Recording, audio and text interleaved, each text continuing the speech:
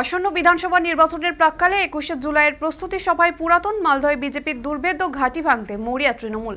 শুক্রবার মালদহ জেলার নবনির্বাচিত তৃণমূল সভাপতি প্রসেনজিৎ দাস সভা থেকে স্থানীয় বিজেপি বিধায়ক গোপাল সাহাকে তীব্র আক্রমণ করেন। সূত্রের খবর, পুরাতন মালদহ যা গত লোকসভা নির্বাচনে বিজেপির উত্তর মালদহ আসন জয়ে লক্ষাধিক লিড দিয়েছিল, সেখানেই সংগঠন চাঙ্গা করতে তৃণমূলের এই উদ্যোগ। প্রসেনজিৎ অভিযোগ করেন, বিধায়ককে এলাকায় খুঁজে পাওয়া যায় না। সাধারণ মানুষ প্রয়োজনে দেখা করতে গেলে নিরাপত্তা রক্ষীর দুর্ব্যবহার করেন।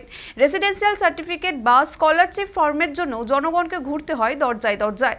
যাত্রাডাঙ্গার পোপরা হাটখোলায় আয়োজিত এদিনের সভায় উপস্থিত ছিলেন রাজ্যসভার সাংসদ মৌসুফ বেনজির নূর সহ তৃণমূলের শীর্ষ নেতৃত্ব। পাল্টা বিজেপি বিধায়ক গোপাল সাহা দাবি করেন, তৃণমূলের সভায় জনসমাগম নেই, তাই তারা বিভ্রান্তিমূলক অভিযোগ তুলছে। রাজনৈতিক মহলের মতে পুরাতন মালদহে তৃণমূলের সংগঠন দুর্বল। কর্মীদের উজ্জীবিত করতে নেতৃত্বের এই আক্রমণাত্মক কৌশল। ঘটনায় এলাকাতে রাজনৈতিক উত্তেজনা চরমে।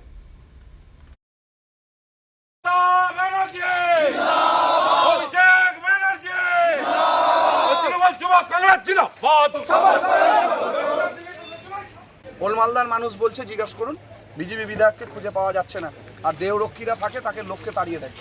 বলছি উন্নয়ন হচ্ছে না রাস্তায়। ওলমালদার পঞ্চায়েত সমিতি, বিধায়ক, লোকসভার সাংসদ সব বিজেপি, তাই কাজ হচ্ছে না।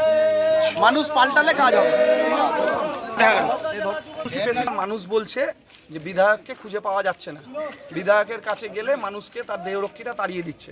এটা আমি বলছি না, ওলমালদার মানুষ বলছেন। তিনি তো মালদা বিধানসভা সম্বন্ধে তার কোনো অভিজ্ঞতা নাই, কোনো জ্ঞানও নাই কি আছে না আছে, কটা বুথ আছে, কতগুলো পাড়া আছে, মানুষের জীবন জীবিকা কী আছে মালদা বিধানসভায় সেটা জানেন না।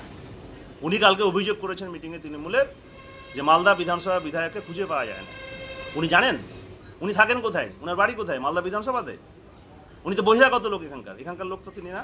বিধায়কের যতটুকু ক্ষমতা, সংকীর্ণ ক্ষমতার মধ্যে মানুষের সার্ভিস বিধায়ক দেয় প্রতিনিয়ত।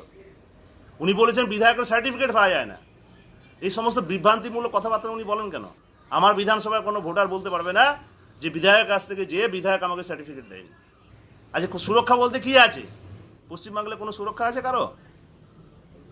আর আমার যে সিকিউরিটি আছে, সিআইএসএফ সিকিউরিটি আছে, তারা মানুষের সাথে খারাপ ব্যবহার করে। ওদের কাজ এটা? মানুষ বলতে হবে মালদা বিধানসভার লোক? উনি এই সমস্ত মিথ্যা কথা বলে মানুষের মধ্যে বিভ্রান্তি ছড়ান কেন? কেন করছেন এই সমস্ত? তিনি সামনে নির্বাচন আসছে, তাই হাওয়া গরম করতে চাইছে মালদা বিধানসভায়। আর এইসব হাওয়া গরম করে কোনো লাভ হবে না। মালদা বিধানসভার মানুষ বিজেপির সঙ্গে আছে, তৃণমূলকে খুঁজে পাওয়া যাবে না মালদা বিধানসভাতে।